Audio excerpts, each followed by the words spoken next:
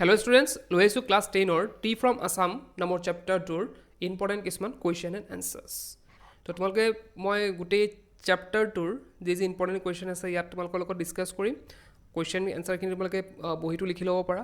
মই জাষ্ট তোমালোকক বুজাই যাম যাতে তোমালোকে কুৱেশ্যন এনচাৰখিনি কৰোঁতে আৰু বুজোতে কোনো অসুবিধা নহয়। তেন্তে আহা ভিডিঅ'টো ষ্টাৰ্ট কৰোঁ। আমাৰ ফাৰ্ষ্ট কুৱেশ্যন তোমালোকে দেখা পাইছা, হু ইজ প্ৰাঞ্জল? প্ৰাঞ্জল কোন? এতিয়া আমাৰ এনচাৰটো কি হ'ব? Pranjal is a youngster from Assam who studies in Delhi. Pranjal হৈছে এজন য়ংষ্টাৰ, এজন অসমৰ যুৱক আৰু তেওঁ ক'ত পঢ়ে? পঢ়া শুনা ক'ত কৰে? দিল্লীত কৰে। নেক্সট আছে আমাৰ হু ইজ ৰাজবীৰ। ৰাজবীৰ কোন? Rajbir is the classmate of Pranjal from Delhi. এতিয়া আমি এটা শব্দত কি লিখিব পাৰোঁ এটা চেণ্টেঞ্চত যে ৰাজবীৰ হৈছে ক্লাছমেট, প্ৰাঞ্জলৰ ক্লাছমেট আৰু তেওঁ ক'ৰ পৰা আহিছে? দিল্লীৰ পৰা। এতিয়া আমি ইয়াৰ এনচাৰ আৰু এটা লিখিব পাৰোঁ যে Rajbir is the classmate of Pranjal in a school in Delhi. যে দিল্লীৰ স্কুলত যিহেতু প্ৰাঞ্জল পঢ়ি আছে আৰু ৰাজবীৰ হৈছে প্ৰাঞ্জলৰ ক্লাছমেট। নেক্সট আছে আমাৰ 3 number, what did Pranjal and Rajbir sip বা drink in the train compartment. যে ৰাজবীৰ আৰু প্ৰাঞ্জলে মানে কি কৰিছিলে, কি খাইছিলে? চিপ কৰিছিল বা ড্ৰিংক কৰিছিল, মানে চাহ চুহি খোৱাটো কয় বা খোৱাটোক ড্ৰিংক বা চিপ বুলি ক'ব পাৰোঁ আমি। ইন দ্য ট্ৰেইন কম্পাৰ্টমেণ্ট, ট্ৰেইনৰ ডবাত সিহঁতে কি খাইছিলে? এনচাৰটো হ'ব Pranjal and Rajbir sipped drank hot tea in the train compartment. যে সিহঁতে কি কৰিছিলে? গৰম চাহ খাইছিলে। নেক্সট 4 নম্বৰ আছে যে were Pranjal and Rajbir going. Rajbir আৰু প্ৰাঞ্জল ক'লৈ গৈ আছিলে? Pranjal and Rajbir were going to Mariani, Jorhat. তেওঁলোক ক'ত গৈ আছিলে? মৰিয়ানীত গৈ আছিলে আৰু সেই মৰিয়ানী ক'ত আছে বুলি কৈছে? যোৰহাটত আছে। আমাৰ নেক্সট কুৱেশ্যন এতিয়া আছে যে how many cups of tea are drunk every day throughout the world. যে প্ৰত্যেক দিনাই গোটেই বিশ্বতে কিমান কাপ চাহ খোৱা হয়? ইয়াৰ এনচাৰ হ'ব অভাৰ 80 কৰোৰ। যে 80 কৰোৰতকৈ অধিক cups of tea are drunk every day throughout the world. যে প্ৰত্যেক দিনে কি কৰা হয়? 80 কৰোৰৰ ওপৰত কি কৰা হয়? চাহ খোৱা হয়। 6 নম্বৰটো আছে আমাৰ হোৱাট ইজ প্ৰাঞ্জলছ ফাদাৰ। যে প্ৰাঞ্জলৰ ফাদাৰ কি কৰে, কি কাম কৰে? এনচাৰটো হ'ব Pranjal's father is the manager of the Dhekiabari tea garden. যে প্ৰাঞ্জলৰ দেউতাক হৈছে মেনেজাৰ, ক'ৰ মেনেজাৰ? ঢেকীয়াবাৰী টি গাৰ্ডেনৰ। নেক্সট আমাৰ 7 নম্বৰ আছে what did Pranjal read in the train compartment. যে প্ৰাঞ্জলে কি কৰিছিলে? ট্ৰেইন কম্পাৰ্টমেণ্টত ট্ৰেইনৰ ডবাত বহি কি পঢ়িছিলে প্ৰাঞ্জলে? এনচাৰটো হ'ব Pranjal read a detective book in the train compartment. যে প্ৰাঞ্জলে কি কৰিছিলে? এখন ডিটেক্টিভ বুক পঢ়িছিলে ট্ৰেইন কম্পাৰ্টমেণ্টত বহি থাকোঁতে। What had Rajbir never seen before. যে ৰাজবীৰে ইয়াৰ আগত কি দেখা নাই? এতিয়া এনচাৰটো হ'ব ৰাজবীৰ হেড নেভাৰ চিন ডেট মাছ গ্ৰীনেৰী বিফ'ৰ। যে এনেধৰণৰ যি মানে সেউজীয়া ধাননি পথাৰ, এনেধৰণৰ দৃশ্য সি আগত ক'তো দেখা নাই। নেক্সট আছে আমাৰ 9 number what did the Chinese ampere do before drinking water. তো ইয়াৰ আমাৰ এনচাৰটো কি হ'ব? The Chinese emperor use to boil water before drinking. যে চাইনিজ এম্পিয়াৰে কি কৰিছিল? পানী খোৱাৰ আগতে কি কৰিছিল? ইয়াৰ এনচাৰটো হ'ব চাইনিজ এম্পিয়াৰবিলাকে কি কৰিছিলে? পানী খোৱাৰ আগতে বইল কৰি লৈছিল, মানে উতলাই লৈছিল। নেক্সট আছে আমাৰ 10 number question who was Bodhidharma. ইয়াত আমাক সুধিছে যে বুদ্ধিধৰ্মা কোন? এতিয়া এনচাৰ হ'ব Bodhidharma were an ancient Buddhist ascetic. যে বুদ্ধিধৰ্মা আছিলে এজন পুৰণি কালৰ এজন বুদ্ধ সন্যাসী, বুদ্ধিষ্ট সন্যাসী। নেক্সট আছে আমাৰ 11 number what did Bodhidharma do. বুদ্ধিধৰ্মাই কি কৰিছিল? The Bodhidharma cut off his eyelids. ইয়াত কৈছে যে বুদ্ধিধৰ্মাই কি কৰিছিল? নিজৰ চকুৰ পতাটো কাটি পেলাইছিলে। আৰু ইয়াত কি কৈছে যে when he field sleepy during his meditation. যেতিয়া তেওঁ মানে ধ্যান কৰি থাকোঁতে তেওঁ টোপনি লাগিছিল মানে ধৰিছিল, তেতিয়া কি কৰিছিল? তেওঁ চকুৰ পতাটো কাটি পেলাইছিলে। তো নেক্সট আছে আমাৰ 12 number when was T first drunk in China. তো প্ৰথমতে কেতিয়া চীনত প্ৰথমবাৰৰ বাবে চাহ খোৱা হৈছিল? এতিয়া ইয়াত এনচাৰত আছে in China T was first drunk in 2700 BC। ইয়াত কৈছে এনচাৰত যে চাইনাত 2700 BCত প্ৰথমবাৰৰ বাবে চাহ খোৱা হৈছিল এতিয়া আছে আমাৰ 13 number when did tea come to Europe how was it used there তো ইয়াত কি কৈছে ইউৰোপলৈ কেতিয়া আহিছিল চাহ আৰু এটো কেতিয়া সেই সময়ত এটো কেনে ধৰণে খোৱা হৈছিল বা কেনেদৰে ইউজ কৰা হৈছিল ব্যৱহাৰ কৰা হৈছিল তো এনসাৰ হ'ব tea came to Europe in 16th century যে 16 শতিকাত ইউৰোপত আহিছিল it was drunk there more as medicine than beverage তো ইয়াত কি কৈছে যে সেই সময়ত চাহক ঔষধ হিচাপে খোৱা হৈছিল নেক্সট আছে আমাৰ 14 number at which station did Pranjal and Rajbir get down যে কোনটো ষ্টেচনত প্ৰাঞ্জল আৰু ৰাজবীৰ নামিছিল এটা আনসাৰ কি হ'ব Pranjal and Rajbir got down at Mariani station যে প্ৰাঞ্জল আৰু ৰাজবীৰে কি কৰিছিলে মৰিয়ানি ষ্টেচনত নামিছিলে নেক্সট আছে 15 নম্বৰ কি কৈছে who were waiting at the railway station platform for Pranjal and Rajbir যে ৰেলৱে ষ্টেচনত প্ৰাঞ্জল আৰু ৰাজবীৰৰ বাবে কোনে অপেক্ষা কৰি আছিল এতিয়া আমাৰ এনসাৰটো হ'ব Pranjal's parents were waiting at the railway platform for Pranjal and Rajbir যে প্ৰাঞ্জলৰ পেৰেণ্টছ অভিভাৱকসকল আহি পেলাই প্লেটফৰ্মত অপেক্ষা কৰি আছিল নেক্সট আছে 16 নম্বৰ name the tea garden manage by Pranjal's father যে প্ৰাঞ্জলৰ ফাদাৰৰ দ্বাৰা কোনটো টি গাৰ্ডেন মেনেজ কৰা হৈছিল অৰ্থাৎ কোনটো গাৰ্ডেনৰ তেওঁ মেনেজাৰ আছিল এতিয়া ইয়াৰ এনসাৰ হ'ব the tea garden manage by Pranjal's father is the Dhekiabari tea garden এনসাৰটো হৈছে যে যোনটো মানে টি গাৰ্ডেন মেনেজ কৰা হৈছিল প্ৰাঞ্জলৰ ফাদাৰৰ দ্বাৰা সেই টি গাৰ্ডেনৰ নাম হৈছে ঢেকিয়াবাৰী টি গাৰ্ডেন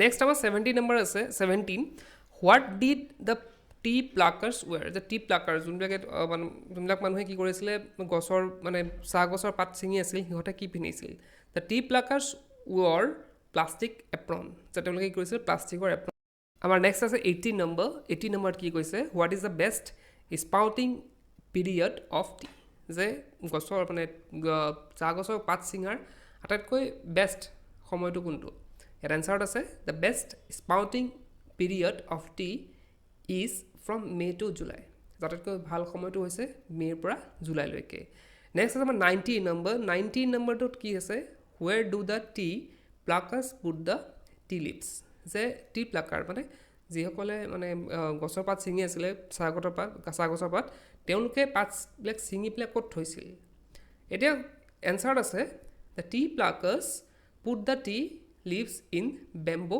বাস্কেট তাত কৈছে যে টি প্লাকাৰসকলে গছৰ পাত ছিঙি তেওঁলোকে বেম্বো বাস্কেটত মানে বাঁহৰ বাস্কেটত ৰাখিছিলে নেক্সট আছে আমাৰ 20 নম্বৰ write the words that come from Chinese চাইনিজৰ পৰা অহা ৱৰ্ডখিনি ইয়াত লিখিব দিছে দ্য ৱৰ্ডছ লাইক টি চাই চিনি কেম ফ্ৰম চাইনিজ যে ৱৰ্ড যোনবিলাক হৈছে মানে চাই চিনি এইবিলাক ৱৰ্ড কি আহিছিলে চাইনিজৰ পৰা আহিছে চাইনিজ ভাষাৰ পৰা আহিছে নেক্সট আছে আমাৰ 21 নম্বৰ কুৱেশ্যন এতিয়া 21 নম্বৰ কুৱেশ্যনত কি দিছে what did the groups of tea pluckers do যে এই যে টি প্লাকাৰ্ছৰ গ্ৰুপটোৱে কি কৰি আছিলে এটা এনসাৰত হৈছে the groups of tea pluckers plucked the newly sprouted leaves and put them in bamboo baskets যে তেওঁলোকে কি কৰি আছিলে যোনবিলাক চাহ গছৰ পৰা নতুন পাত ওলাইছে সেই পাতখিনি তেওঁলোকে ছিঙি তেওঁলোকৰ বেম্বো বাস্কেটত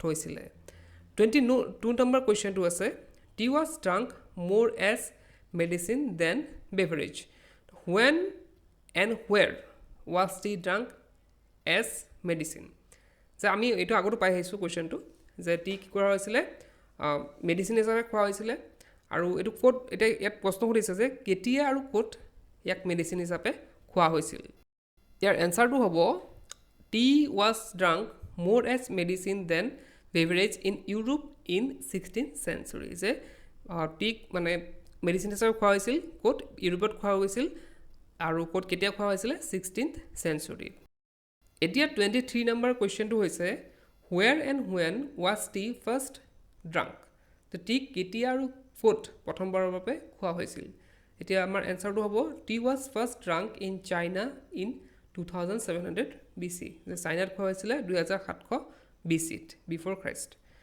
এতিয়া আহিছে আমাৰ 24 number question describe the Chinese and Indian legends about the origin of T এইটো কুৱেশ্যন মষ্ট ইম্পৰ্টেণ্ট মানে আহেই প্ৰায় আহা দেখা যায় এইটো কুৱেশ্যন আমি এতিয়া চাওঁ কি সুধিছে যে describe the Chinese and Indian legend যে চাইনিজ আৰু ইণ্ডিয়ান মানে লোককথা মানে চাহৰ উৎপত্তিৰ বিষয়ে চাইনিজ আৰু ইণ্ডিয়ান যোনটো লেজেণ্ড আছে যোনটো লোককথা আছে তাৰ বিষয়ে আমাক ক'বলৈ দিছে মানে লিখিব দিছে বৰ্ণনা কৰিব দিছে তো এনচাৰ হ'ব there is a Chinese legend about the origin of tea যে চাইনিজ লেজেণ্ড এটা আছে আমাৰ চাহৰ উৎপত্তিৰ বিষয়ে সেইটো হৈছে এই Chinese emperor use to boil water before drinking যে চাইনিজ এম্পিয়াৰজনে কি কৰিছিলে তেওঁ খোৱাৰ আগতে পানী খোৱাৰ আগতে তেওঁ বইল কৰি খাইছিল মানে উতলাই খাইছিল one day a few leaves of branch burning under the পট যে যোনটো পানীত মানে যোনটো